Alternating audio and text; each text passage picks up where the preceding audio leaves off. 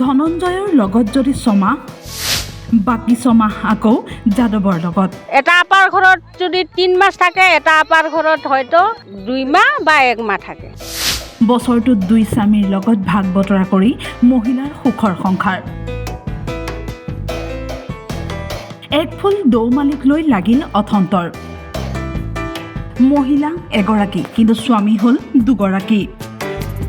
কাহিনীৰ মূল নায়িকা এইগৰাকী মহিলা।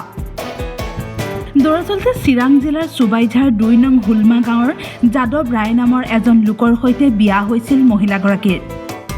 আছে 2টিকৈ সন্তান, কিন্তু তাৰ পিছতো কদমতলী পূব এংকৰবাৰী গাঁৱৰ ধনঞ্জয় ৰায় নামৰ এজন লোকৰ সৈতে মহিলাগৰাকীৰ গঢ়ি উঠে প্ৰেমৰ সম্পৰ্ক।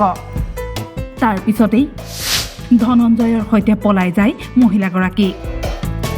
অভিযোগ অনুসৰি বৈধ স্বামী যাদৱ ৰায়ৰ সৈতে 6 মাহ থাকে আৰু অবৈধ স্বামী ধনঞ্জয় ৰায়ৰ সৈতে 6 মাহ থাকে মহিলাগৰাকী। ঘটনাক লৈ দুয়োটা পৰিয়ালত অশান্তি কণ্ডল। কেনেকে থাকে আমি কি কম এলা, এইটোইতো আমাৰ প্ৰশ্ন। মানে সি এটা আপাৰ ঘৰত যদি 3 মাস থাকে, এটা আপাৰ ঘৰত হয়তো 2 মাহ বা 1 মাহ থাকে। এইটো উলট পালট কৈ থাকে। এইটো সমাজে আমি মানি নলাৰ কাৰণেতো আজি আমি আজি ধৰ থানাত যাব লগা হ'ল। আজি 1 বছৰ হ'ল, 1 বছৰ পাৰে হৈ গ'ল, অলপমান মানি আমি নলমে। বহিল ৰাইজমেল। ৰাইজৰ চৰ্ত, সমাজত থাকিবলৈ হ'লে মানি চলিব লাগিব সমাজৰ নিয়ম। মহিলাগৰাকীয়েও ল'লে শপত, নাযায় আৰু ক'তো থাকিব ভালদৰে। কিন্তু হ'লে কি হ'ব, চৰিত্ৰৰ জানো সলনি হয়? ৰাইজমেলৰ কিছুদিন পিছতে পুনৰাই পলাই গ'ল মহিলাগৰাকী।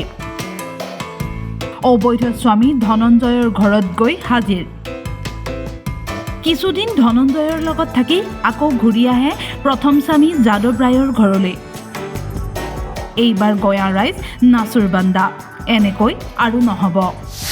2জন স্বামীলৈ থাকিব নোৱাৰিব।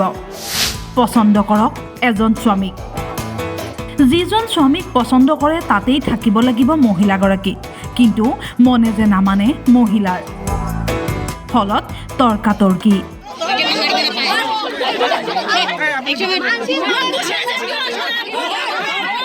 ৰাইজৰ কথা কি, এটা তিৰি 2টা পা কেনেকৈ হয়? 2জন। এটা হ'ল অৰিজিনেল আপা হ'ল যাদৱ ৰায়, আৰু দ্বিতীয় যেটা 2 নম্বৰ এইটো হ'ল ধনঞ্জয় ৰায়। একে ঘৰত ৰাতি 12টালৈকে থাকে, আমি কিছু নকৰোঁ। কিন্তু ভেনী হয়, ভেনী বুলি কৈছিল।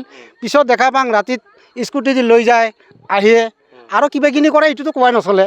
তাৰপিছত মিটিং গাঁৱৰ কৰিল, কৈছে মই আৰু কাণ ধৰা ধৰি হৈছিল। আপিটো কৈছিল ৰাইজৰ আগত, মই আৰু দ্বিতীয়তে আৰু মই যাদৱৰ লগত সংসাৰ খাম আগৰ আপাৰ লগত, আৰু মই দ্বিতীয়তে ধনঞ্জয়ৰ লগত নাযাম। পিছত কৈ কাণ ধৰা ধৰি মিটিং কৰি লয় যে চালিচ হৈ গ'ল, তাহলে খাই থাক। পিছত আৰু কি কৰি লয়, আৰু চলি গ'ল ৰিপিট ধনঞ্জয়ৰ ইয়াত যাই পেলাই খাইতে এইদিনা আহি পাল। 3 দিন হ'ল। ৰাইজে বিচাৰে চুপ হ'ব লাগে। এটা তিৰিৰ হ'লে চব তিৰিৰে গণ্ডগোল হয়, নহয়? তাৰ পিছতেই ঘটনাস্থলীত কাজলগাঁও থানাৰ আৰক্ষী উপস্থিত হোৱাক আৰক্ষীক গতাই দিয়ে মহিলাগৰাকীক। 2 স্বামীৰ লগত থাকিবলৈ গৈ ৰঙাঘৰৰ আলহী হ'ব লগা হ'ল মহিলাগৰাকী। চিৰাঙৰ পৰা ধনঞ্জয় নাথৰ ৰিপৰ্ট, টাইম 8।